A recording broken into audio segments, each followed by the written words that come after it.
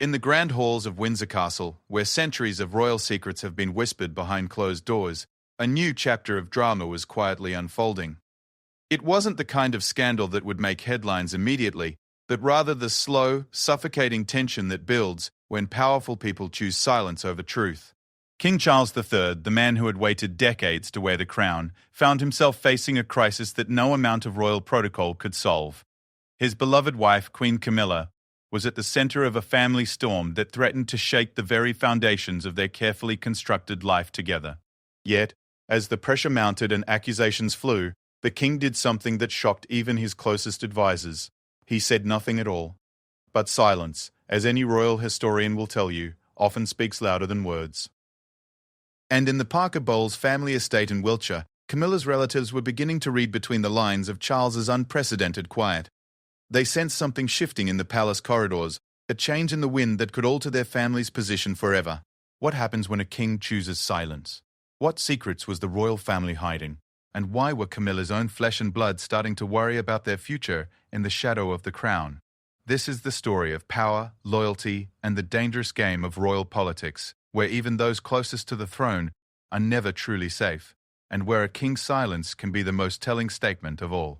The morning sun cast long shadows across the manicured gardens of Ray Mill House, Camilla's country retreat in Wiltshire, where the Parker Bowles family had gathered for what appeared to be an ordinary Sunday lunch. But beneath the polite conversation and clinking of china teacups, an undercurrent of tension rippled through the room like electricity before a storm. Tom Parker Bowles, Camilla's eldest son, sat at the mahogany dining table, his usually jovial demeanor replaced by a furrowed brow as he scrolled through his phone. As a successful food writer and television personality, Tom had always been the more public face of the Parker Bowles children, comfortable in the spotlight that came with having a stepfather who happened to be the King of England. But today, something was different. The usual stream of positive press coverage about the royal family had taken a decidedly darker turn. "Have you seen the latest reports?" Tom asked quietly, his voice barely audible over the gentle conversation between his aunt, Annabel Elliot, and his grandmother's old friend, Dame Judy Dench, who had stopped by for tea. The question was directed at his sister, Laura Lopes, who sat across from him with her own troubled expression. Laura, an art curator who had always preferred to stay out of the public eye, looked up from her untouched scorn. Unlike her brother, she had made a conscious decision years ago to maintain as much privacy as possible, despite her mother's high-profile marriage to then Prince Charles. She valued her quiet life in the Cotswolds with her husband Harry and their 3 children. But lately, that privacy felt more like a protective shield that might not hold much longer. "Mother hasn't said anything," Laura whispered back, glancing toward the French doors that led to the garden, where Camilla could be seen walking among her beloved roses with her sister, Annabel. Even from a distance, it was clear that their conversation was serious. Camilla's usual animated gestures were subdued, and her shoulders carried a weight that seemed heavier than usual. The reports Tom was referring to weren't the typical tabloid gossip that the royal family had learned to weather over the decades. These were more serious allegations, whispered rumors that had begun to surface about financial irregularities within certain royal charities, questions about the allocation of funds, and suggestions of preferential treatment for certain donors. While no direct accusations had been made against Camilla personally, her name had begun appearing in connection with some of the organizations under scrutiny. What made the situation even more precarious was the timing. King Charles III was still establishing himself in his new role, working tirelessly to modernize the monarchy while maintaining its traditions. The last thing he needed was a scandal involving his beloved wife, especially one that could cast doubt on the integrity of the charitable work that had always been so close to both their hearts. But perhaps most troubling of all was Charles's reaction to the mounting pressure. Those who knew the king well understood him to be a man of strong opinions and passionate advocacy. Throughout his decades as Prince of Wales, he had never shied away from controversy when he believed in a cause. Whether defending organic farming, championing environmental causes, or speaking out about architecture and urban planning, Charles had always been willing to engage in public debate, sometimes to the chagrin of his advisors. Now, however, he had fallen completely silent. The change had been gradual at first. Royal watchers noted that the king's usual stream of public statements and appearances had become more scripted, more cautious. His interactions with the press had become increasingly formal, lacking the spontaneous warmth that had characterized his public persona for years. Most telling of all, he had stopped defending Camilla in public. something that was entirely out of character for a man who had spent years fighting for public acceptance of their relationship. Back at Ray Millhouse, the family was beginning to feel the chill of that silence. Tom had expected his stepfather to issue a strong statement defending his mother and the charities in question. Laura had anticipated the typical royal response of dignified denial and counter-evidence. Instead, they had received nothing but an eerie quiet from Buckingham Palace. "It's not like him," Annabel Elliot confided to her sister during their garden walk. As an interior designer who had worked closely with both Charles and Camilla for years, Annabel had developed a good understanding of the king's personality. She had seen him face criticism before, and his response had always been swift and decisive. This uncharacteristic silence was more unsettling than any public controversy. Camilla paused by her prized David Austin roses, their perfect blooms a stark contrast to the turmoil in her mind. At 76, she had thought she had weathered the worst storms that royal life could throw at her. The years of public scrutiny during her relationship with Charles, the constant comparisons to Diana, the gradual acceptance by the British public, all of that had prepared her for the pressures of being queen consort. But this situation felt different, more personal, and infinitely more dangerous. The allegations themselves were frustrating because they were based on half-truths and misunderstandings. Yes, she had been involved in the decision-making processes of several charities. Yes, she had recommended certain initiatives and supported particular causes. But every action had been taken with the full knowledge and approval of the relevant boards and advisors. The financial irregularities that were being questioned were largely the result of complex restructuring efforts designed to make the charities more efficient, not any attempt at impropriety. What hurt most was Charles's silence on the matter. In private, he had assured her of his complete support and confidence. He had reviewed all the documentation with their legal team and expressed satisfaction that everything had been handled properly. But when it came to public support, to the kind of strong defense that she had expected from the man who had fought so hard to make her his queen, there was nothing but an echoing quiet. The impact of that silence was beginning to be felt throughout their extended family. Tom's television career, while successful on its own merits, had undoubtedly benefited from his connection to the royal family. Publishers and producers who had once eagerly sought his participation in projects were now adopting a more cautious approach. The subtle shift in attitude was barely perceptible, but in the world of media and entertainment, even the slightest hesitation could signal the beginning of a career decline. Laura faced different challenges. Her work in the art world had always been respected for its own quality, and she had worked hard to establish her reputation independently of her royal connections. But the art community was small and interconnected, and whispered conversations at gallery openings and auction houses were beginning to include speculation about her family's situation. Collectors who had once sought her expertise were now asking careful questions about her continued involvement in various projects. Even their children were beginning to feel the effects. Tom's two children, Lola and Freddie, had enjoyed a relatively normal school experience despite their grandmother being queen consort. But recently, there had been awkward moments during parent-teacher conferences, sideways glances from other parents, and the kind of social isolation that children are quick to sense even when they don't understand its source. Laura's three children faced similar challenges. As teenagers, they were more aware of the media coverage and more sensitive to the social dynamics at play. Their friends, parents were becoming more cautious about playdates and social gatherings, not out of any malice, but from an abundance of caution about being associated with a family that might be facing royal disapproval. The most painful aspect of the situation was the way it was driving wedges within the family itself. Camilla's relationship with her children had always been close and supportive. They had stood by her through the difficult years when she was vilified in the press, and she had always been their fierce protector and advocate. But now, for the first time, there were conversations that couldn't be had, questions that couldn't be asked, and a growing sense that their mother was fighting a battle that she couldn't fully explain to them. The Parker Bowles family had always prided itself on its resilience and unity. Through decades of public scrutiny, personal challenges, and the complex dynamics of blending a family with royal obligations, they had maintained strong bonds and mutual support. But Charles's silence was testing those bonds in ways they had never anticipated. As the afternoon wore on at Ray Millhouse, the family members found themselves engaging in the kind of careful conversations that had once been unnecessary between them. Topics that had always been discussed openly were now approached with caution. The easy familiarity that had characterized their relationships was being replaced by a more formal politeness that felt alien and uncomfortable. Tom found himself wondering whether his upcoming television projects might be affected by the ongoing situation. He had always been proud of his independent success, but he wasn't naive about the advantages that came with his royal connections. If those connections were now becoming a liability, he would need to reassess his entire career strategy. The uncertainty was exhausting, and the inability to discuss it openly with his stepfather was deeply frustrating. Laura was grappling with similar concerns about her position in the art world.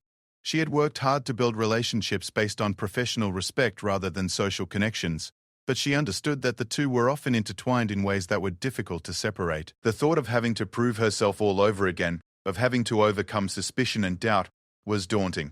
But perhaps most challenging of all was watching their mother navigate this crisis with the kind of dignified restraint that royal protocol demanded, while knowing that she was facing it without the public support of her husband. The king's silence, whether motivated by legal advice, political calculation, or personal uncertainty, was creating a void that felt increasingly impossible to fill.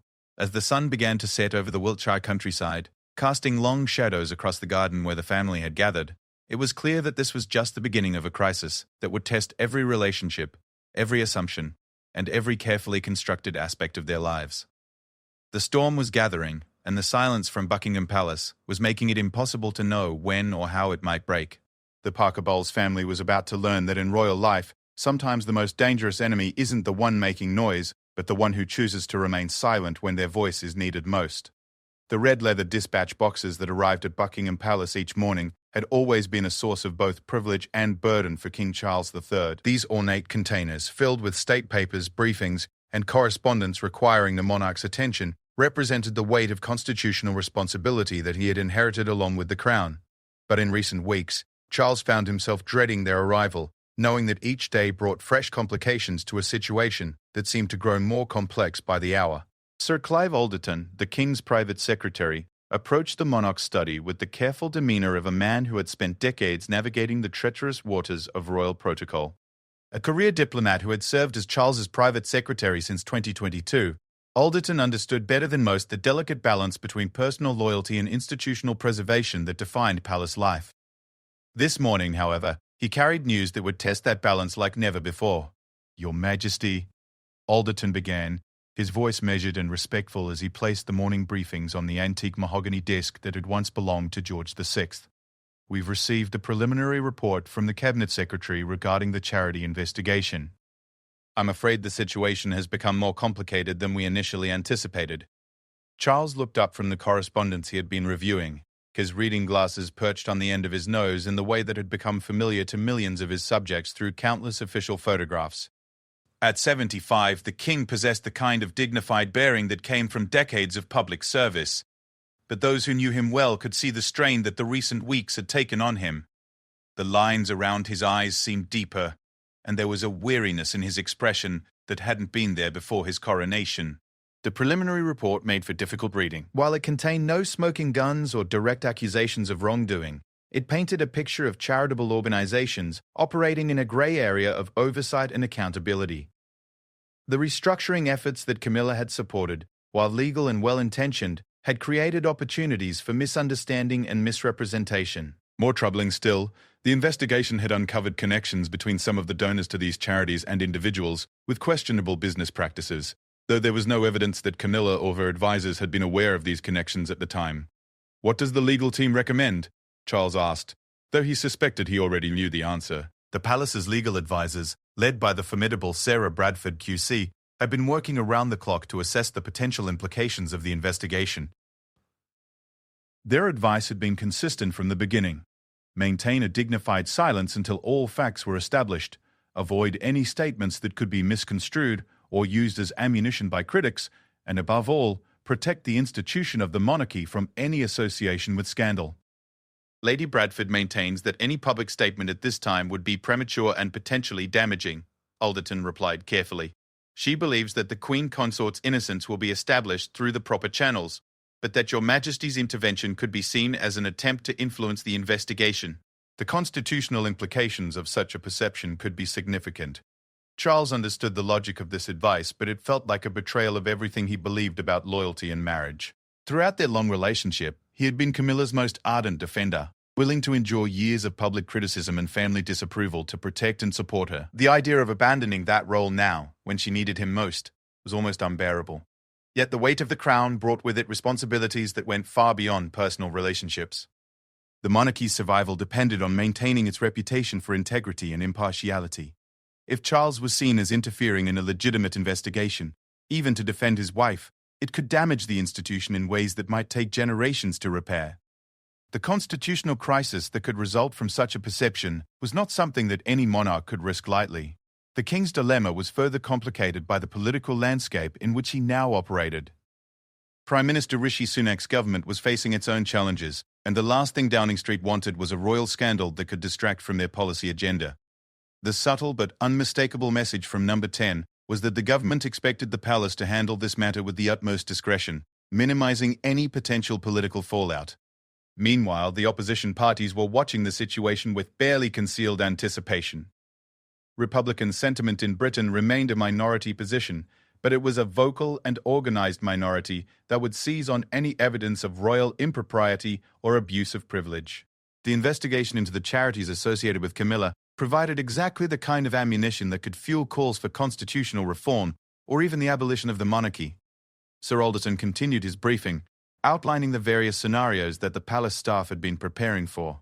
If the investigation concluded with a complete exoneration, the royal family could emerge with their reputation intact, though the weeks of speculation and innuendo would have taken their toll. If minor irregularities were discovered, they could likely be managed with appropriate admissions of oversight failures and promises of reform. But if more serious problems were uncovered, the consequences could be devastating not just for Camilla, but for the entire institution she represented. The most challenging aspect of managing the crisis was the complete lack of precedent.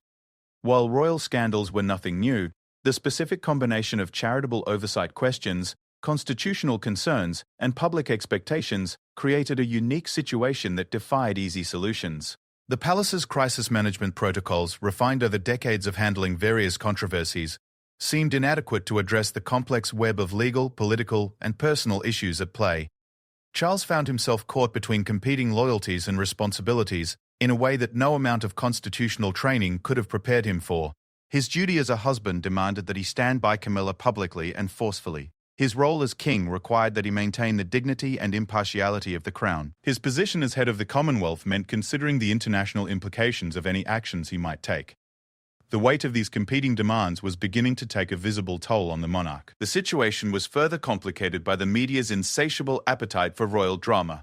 Fleet Street's royal correspondents, never lacking for sources within palace circles, were beginning to pick up on the tension within the royal household. Subtle changes in protocol, the absence of certain traditional interactions between Charles and Camilla at public events, and the increasingly formal language used in palace statements were all being analyzed for hidden meanings and implications. Robert Hardman, one of the most respected royal biographers and journalists, had begun asking pointed questions about the king's unusually low profile in recent weeks. Valentine Lowe of The Times was investigating rumors of tensions between Buckingham Palace and Clarence House staff. Even the normally sympathetic royal correspondents were starting to press palace officials for explanations of the apparent change in the royal couple's public dynamic. The international implications were equally troubling. Commonwealth leaders, who had welcomed Charles as their new head with varying degrees of enthusiasm, were watching the situation carefully. Any perception that the British monarchy was mired in scandal could provide ammunition for those republics within the Commonwealth that were considering severing their ties with the Crown. Countries like Australia, Canada, and New Zealand, where republican movements existed alongside strong monarchist traditions, were particularly sensitive to any developments that might affect public support for the institution. Behind the scenes, palace staff were working frantically to maintain some semblance of normal operations while managing the crisis. The Queen Consort's office, led by her private secretary Sophie Densham, was fielding countless inquiries from media organisations, charitable partners and well-wishers seeking clarification about Camilla's status and future plans. The careful non-answers and diplomatic deflections required to handle these inquiries were becoming increasingly difficult to maintain as the pressure mounted. Camilla herself was finding the isolation almost unbearable. Accustomed to Charles's unwavering support and public defence, she was struggling to understand why the man who had fought so hard to make her his queen was now unable or unwilling to speak on her behalf. Their private conversations had become strained, filled with unspoken tensions, and carefully avoided topics that might lead to arguments neither of them could afford to have.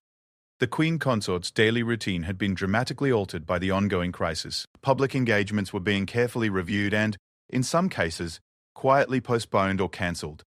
The spontaneous interactions with the public that had become one of her greatest strengths as a working royal were now seen as potential sources of unwanted questions or embarrassing moments. The natural warmth and accessibility that had helped her win public acceptance were being constrained by the need for extreme caution.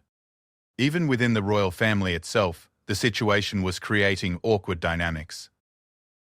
Prince William and Catherine, as the next generation of senior royals, were being briefed on the potential implications for their own roles and responsibilities. The Prince and Princess of Wales had worked hard to establish their own charitable endeavours and public personas, but they understood that any scandal affecting the monarchy would inevitably impact their work as well. Princess Anne, known for her direct communication style and no-nonsense approach to royal duties, had made it clear in private conversations that she believed the family should present a united front regardless of the investigation's outcome. However, even she acknowledged that the constitutional constraints facing her brother as king made the situation far more complex than any previous royal controversy. The Duke and Duchess of Edinburgh, Edward and Sophie, found themselves in the difficult position of maintaining their own charitable work while being acutely aware that their activities were now being scrutinized for any potential connections to the organizations under investigation. The ripple effects of the crisis were spreading throughout the working royal family in ways that were both subtle and profound. Perhaps most challenging of all was the impact on the palace staff, who had dedicated their careers to serving the royal family. Many of these individuals had worked for years to build relationships with charitable organizations, media representatives, and government officials, based on trust and mutual respect. The current crisis was testing those relationships in ways that could have long-lasting consequences for the monarchy's ability to fulfill its constitutional and ceremonial roles. As Charles sat in his study, reviewing the latest batch of briefing papers and legal assessments, he was acutely aware that every decision he made in the coming days could have consequences that would last for decades. The burden of the crown had never felt heavier, and the silence he was maintaining, while constitutionally prudent, felt like a betrayal of everything he believed about loyalty, love, and the duties of marriage. The red leather dispatch boxes would continue to arrive each morning, filled with fresh complications and new challenges. But for now, the King of England sat alone in his study, trapped between duty and devotion, while the woman he loved faced the greatest crisis of her life without his public support. The autumn winds swept across the Gloucestershire countryside as Tom Parker Bowles drove through the familiar lanes leading to Highgrove House, King Charles's beloved private residence. The trees lining the narrow roads had already begun their spectacular transformation, painting the landscape in shades of gold and crimson that should have been uplifting. Instead, Tom felt a heavy sense of apprehension settling in his chest as he approached the gates of the estate where he had shared so many happy family gatherings over the years. This visit was different from the casual Sunday lunches and birthday celebrations that had characterized his relationship with his stepfather. This was a carefully orchestrated meeting, arranged through the proper channels and designed to address the growing tensions that were threatening to tear their family apart. The formal nature of the invitation itself spoke volumes about how dramatically their relationships had shifted in the wake of the ongoing crisis. Tom had spent the drive from London rehearsing what he might say, trying to find the right balance between respect for Charles's position as king and advocacy for his mother's interests. As a successful author and television personality, he was comfortable with difficult conversations and high-pressure situations, but this was uncharted territory, a delicate negotiation between family loyalty and constitutional propriety that required skills he had never needed to develop. The king received him in the drawing room at Highgrove, surrounded by the organic gardens and sustainable architecture projects that had always been such sources of pride and joy for Charles. The irony was not lost on Tom that they were meeting in a space that represented his stepfather's passion for environmental causes and charitable work, the very kind of endeavors that were now causing such turmoil in their lives. Charles appeared older than Tom remembered from their last casual encounter, just a few weeks earlier. The strain of recent events had clearly taken its toll, evident in the way he carried himself and the careful formality that now characterized his every gesture. Gone was the relaxed warmth that had always defined their personal interactions, replaced by the measured dignity that seemed to have become his constant companion since the crisis began. "Tom," the king began, his voice carrying the weight of both personal affection and constitutional authority, "I want you to know how much I appreciate your coming today. I realize that recent events have created difficulties for your family, and I felt it was important that we have an opportunity to discuss the situation directly. Tom had prepared for this moment, but he found himself struggling with the formal distance that now seemed to exist between them. For years, Charles had been simply Charles to him, a man who had married his mother and become an integral part of their family's life. The transformation of that familiar figure into Your Majesty felt both necessary and deeply unsettling. I appreciate the opportunity as well, Tom replied carefully. But I have to be honest about how difficult this has been for all of us. Mother is struggling, and we're all feeling the effects of the uncertainty. The silence from the palace has been particularly hard to understand, given how supportive you've always been of our family. The king's expression remained carefully neutral, but Tom caught a flicker of something that might have been pain or regret. Charles moved to the window, gazing out at the gardens where he had spent countless hours working alongside Camilla, planning and planting together in the early days of their marriage when such simple pleasures had seemed like the greatest luxury imaginable. I understand your frustration, Charles said finally. But I hope you can appreciate that my position now requires me to consider factors that go far beyond personal relationships. The investigation must be allowed to proceed without any perception of royal interference. My public support, however well-intentioned, could be seen as an attempt to influence the outcome. Tom felt a surge of frustration that he struggled to keep in check. With respect, sir, we're not asking you to interfere in the investigation. We're asking you to stand by your wife, to show the same loyalty and support that you've always shown our family. The silence isn't just affecting Mother, it's affecting all of us. The conversation that followed was one of the most difficult either man had ever navigated.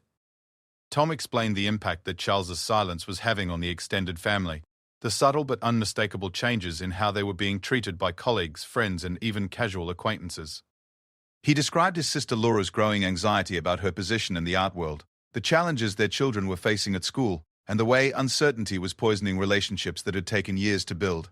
Charles listened with the kind of patient attention that had always characterized his interactions with Tom's family, but his responses remained frustratingly measured and diplomatic. He acknowledged their difficulties without offering any concrete promises of change. He expressed sympathy for their situation while making it clear that his hands were tied by constitutional considerations that Tom might not fully understand. The most painful moment came when Tom directly asked whether Charles still believed in his mother's innocence. The king's answer, while affirming his complete confidence in Camilla's integrity, came with so many qualifications and legal caveats that it felt almost hollow. The passionate defender who had once fought public opinion to make Camilla his queen seemed to have been replaced by a cautious monarch who weighed every word for its potential constitutional implications. As their meeting continued, Tom began to understand the impossible position that Charles had been placed in. The king's silence wasn't necessarily a sign of doubt or decreased affection, but rather the product of a system that demanded institutional preservation above personal loyalty.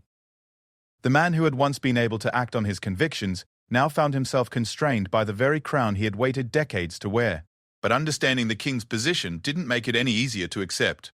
Tom found himself thinking about his mother, alone in her private apartments at Clarence House, trying to maintain her dignity while facing the most serious crisis of her adult life without the public support of the man she had married. The image was heartbreaking and infuriating in equal measure. The conversation took on a different tone when Charles began to share some of the pressures he was facing from various quarters. Government ministers who were concerned about potential political fallout, Commonwealth leaders who were watching the situation carefully, palace advisors who were warning about long-term damage to the monarchy's reputation.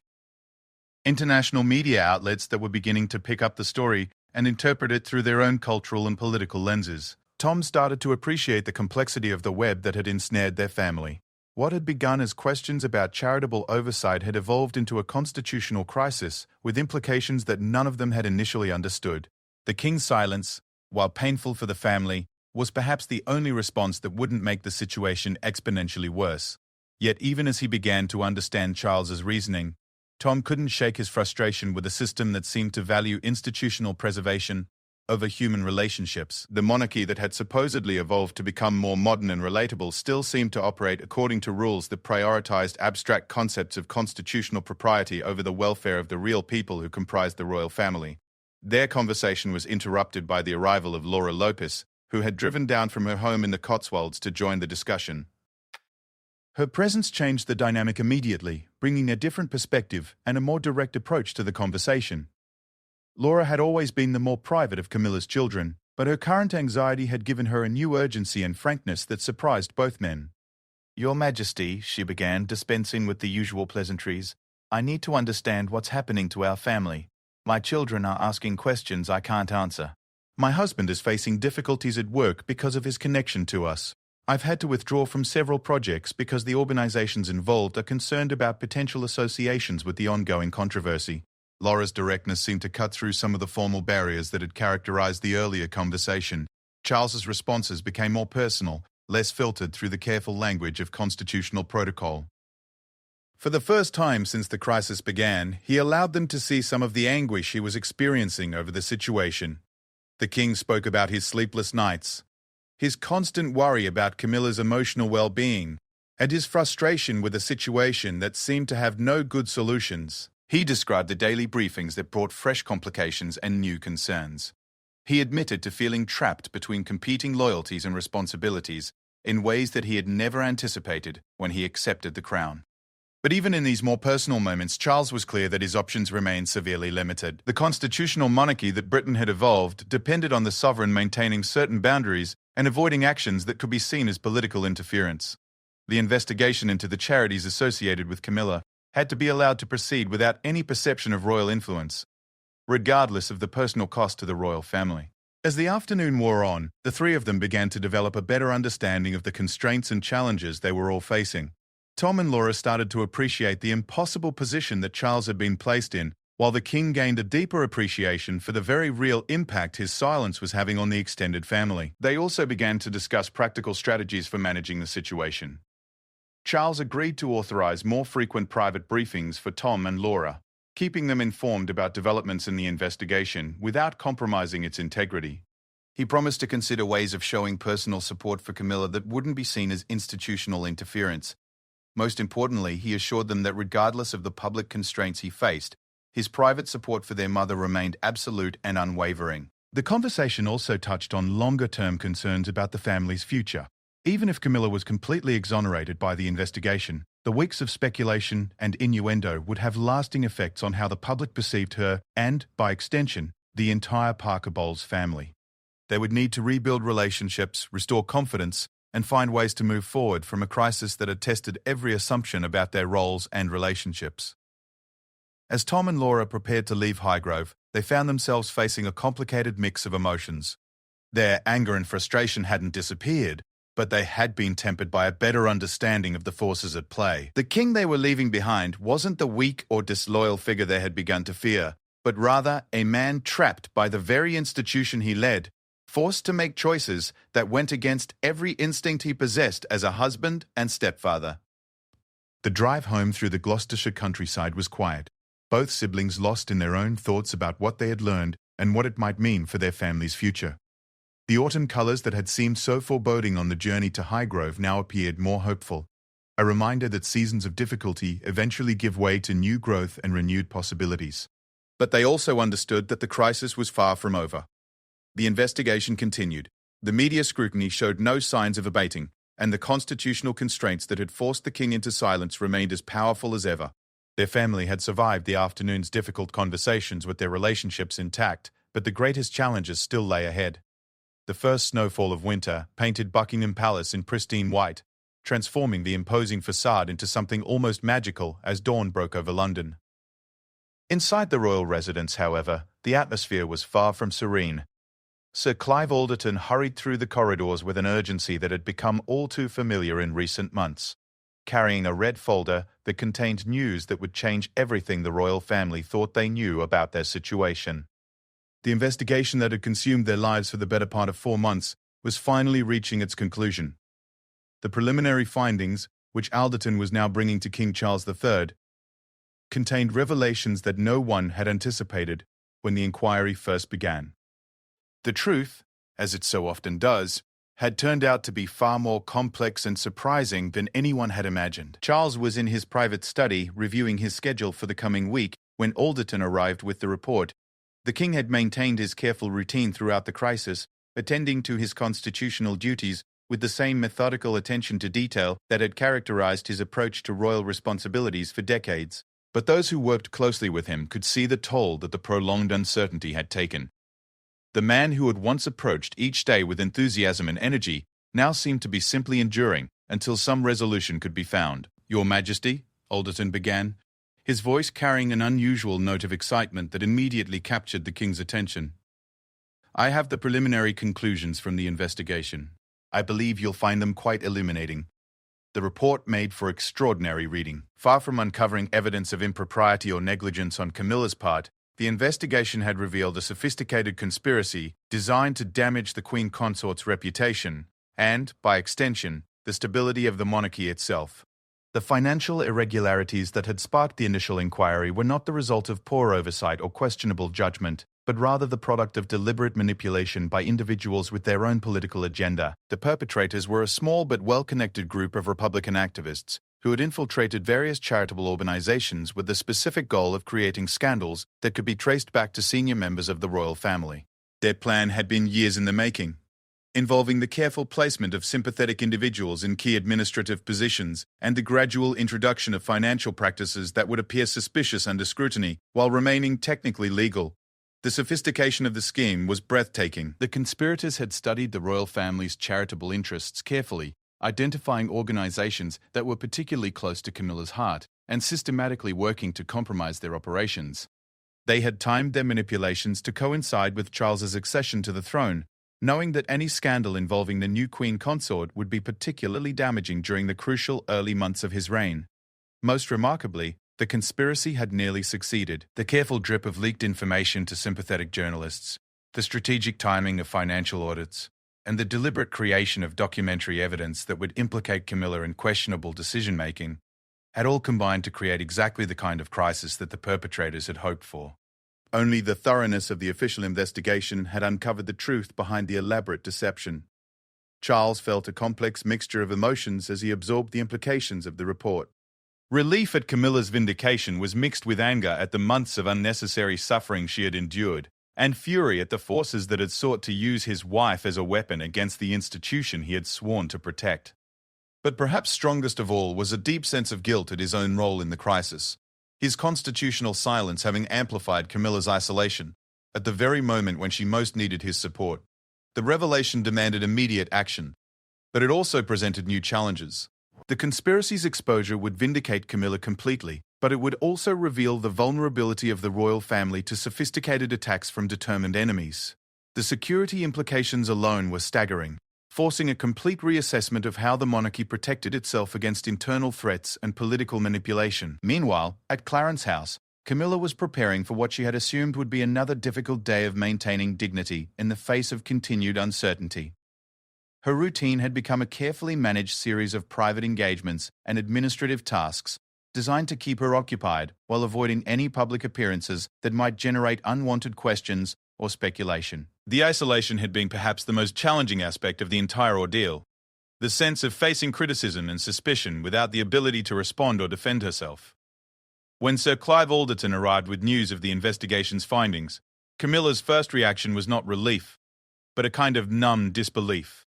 After months of questioning herself, reviewing every decision she had made, and wondering whether she had somehow failed in her responsibilities, the revelation that she had been the victim of a deliberate conspiracy felt almost surreal.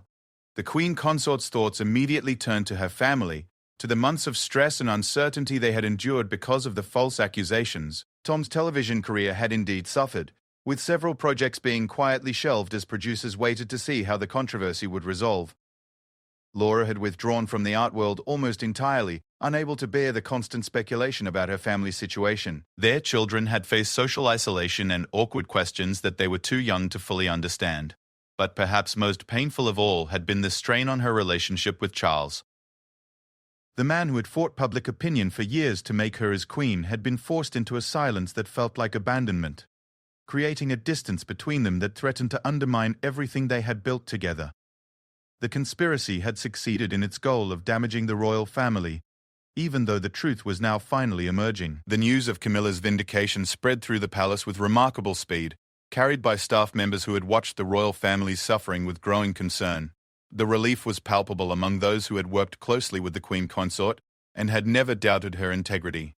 But the revelation also brought anger at the injustice she had suffered and determination to ensure that those responsible would face appropriate consequences.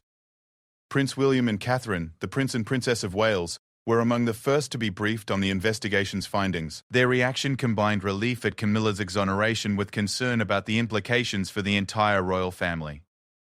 If such a sophisticated conspiracy could target the Queen Consort with near success, what other threats might they be facing? The incident would require a complete review of security procedures and a new approach to protecting the monarchy from political manipulation. Princess Anne's response was characteristically direct and forceful. She had never doubted Camilla's innocence and had been frustrated by the constitutional constraints that had prevented Charles from defending his wife publicly. Now that the truth was revealed, she argued for the strongest possible response, including legal action against the conspirators and a comprehensive public relations campaign to restore the Queen Consort's reputation. The Duke and Duchess of Edinburgh, Edward and Sophie, had perhaps the most complex reaction to the news. As working members of the royal family, who had maintained extensive charitable commitments throughout the crisis, they had been acutely aware of how the scandal might affect their own work. The revelation that the threat had been more serious and more carefully orchestrated than anyone had realized was both vindication of their caution and cause for new concern about future vulnerabilities. Tom Parker Bowles received the news while preparing for a television appearance that he had been dreading. Another careful navigation of questions about his family's situation without being able to say anything definitive. Instead, he found himself in the unprecedented position of being able to speak freely about his mother's vindication and the injustice she had suffered. The relief was overwhelming, but it was mixed with anger at the months of unnecessary stress and professional uncertainty he and his sister had endured.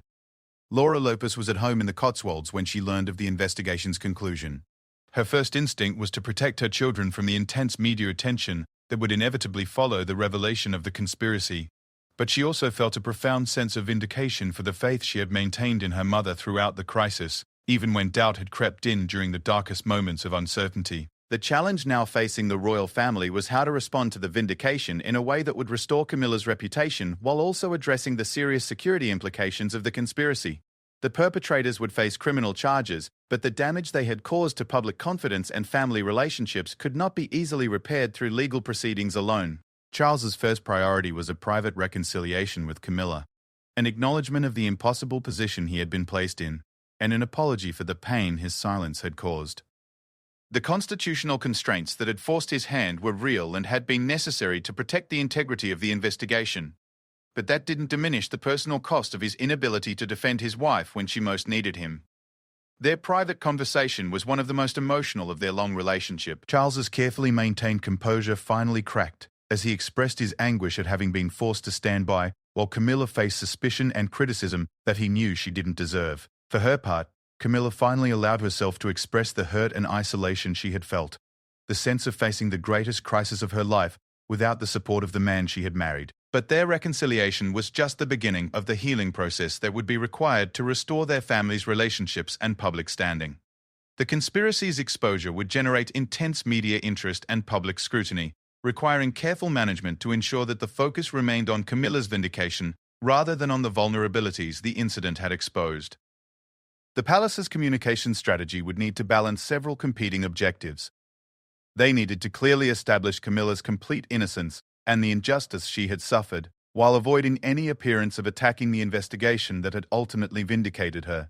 They had to address the security implications of the conspiracy without revealing vulnerabilities that might be exploited by future attackers. Most importantly, they needed to restore public confidence in the monarchy's integrity while acknowledging the serious nature of the threat they had faced. The first public statement, released simultaneously by Buckingham Palace and Clarence House, was carefully crafted to hit these notes. It expressed gratitude for the thoroughness of the investigation, satisfaction at the Queen Consort's complete vindication, and determination to ensure that those responsible for the conspiracy would face appropriate justice. But it also acknowledged the pain the royal family had endured and the lessons that would be learned from the experience. King Charles's first public appearance following the revelation was at a charitable event that Camilla had been scheduled to attend before the crisis began. His decision to appear together with his wife, presenting a united front after months of apparent distance, sent a powerful message about their relationship's survival and strength. The warmth between them was genuine and evident, a stark contrast to the formal distance that had characterized their public interactions during the investigation. The media response to the conspiracy's exposure was intense and largely sympathetic to the royal family. Editorial writers who had been carefully neutral during the investigation now condemned the attackers and praised the Queen Consort's dignity throughout the ordeal. But there were also uncomfortable questions about how such a sophisticated conspiracy had been able to operate undetected for so long and what it revealed about the monarchy's vulnerabilities. International reaction was similarly mixed. Commonwealth leaders expressed solidarity with the British royal family and concern about the implications of political attacks on the monarchy. But some Republican movements in various countries seized on the incident as evidence of the institution's weakness and vulnerability to manipulation. For Tom and Laura, the vindication brought not just relief, but also a new appreciation for the complexities of royal life. They had always understood that their mother's marriage to Charles would bring both privileges and responsibilities, but the sophistication of the attack they had weathered revealed dimensions of royal existence that they had never previously considered. The conspiracy had not just targeted Camilla, but had deliberately sought to use her family as collateral damage in a broader assault on the monarchy. The children and grandchildren who had suffered social isolation and awkward questions throughout the crisis now found themselves in the unusual position of being able to explain exactly what had happened and why they had been unfairly targeted. The vindication was complete, but the scars from months of uncertainty and social difficulties would take time to heal. As winter deepened around the royal residences, the Parker Bowles family began the process of rebuilding relationships and restoring the normal rhythms of their lives. The conspiracy's exposure had vindicated them completely, but it had also revealed the price that can be extracted by those who are determined to attack the institutions and individuals they represent. King Charles III had learned painful lessons about the constraints of his role and the sometimes impossible choices between personal loyalty and constitutional duty. Queen Camilla had demonstrated a resilience and dignity that had ultimately strengthened her position and public standing, and their extended family had discovered reserves of strength and solidarity that they hadn't known they possessed. The silence that had nearly destroyed them had finally been broken, replaced by a clearer understanding of both the threats they faced and the bonds that held them together. The crown's weight had never felt heavier, but the hands that wore it had proven strong enough to bear it, even in the darkest of times.